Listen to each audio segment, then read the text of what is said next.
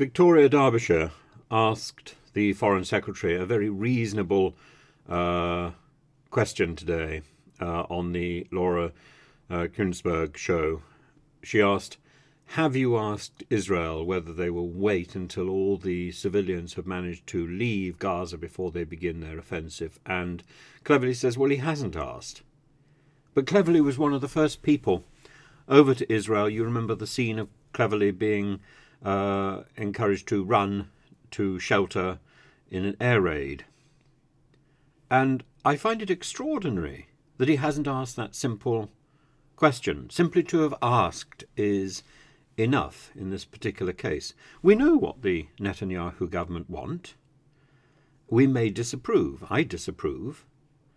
But at the same time, I am fully behind Israel's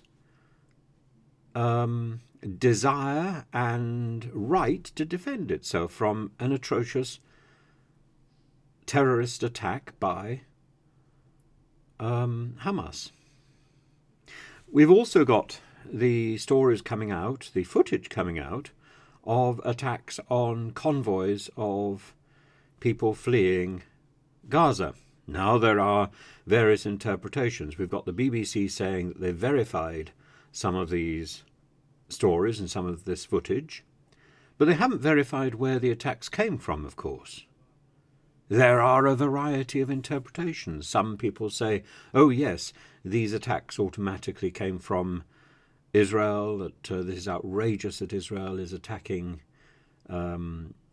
civilians in this way. Some have suggested that this is part of the Hamas plan to stop people leaving Gaza, to keep their own citizens as human shields in the coming conflict.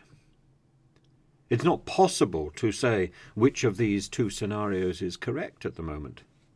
All it's possible to say is that civilians have been attacked in a completely unacceptable way.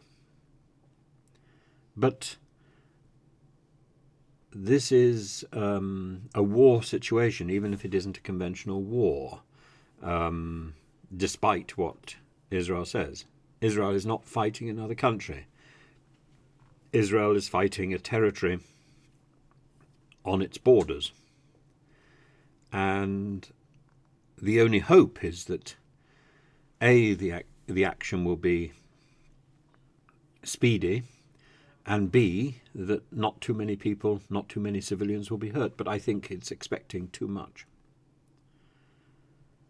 And the moral difference, I suppose, is that Hamas went out of its way to target and kill innocent women and children, and Israel is going out of its way not to kill innocent women and children, they say. And frankly, I believe them. There is that distinction. When the dust settles, how many innocents are killed in this conflict? Well, that's another matter.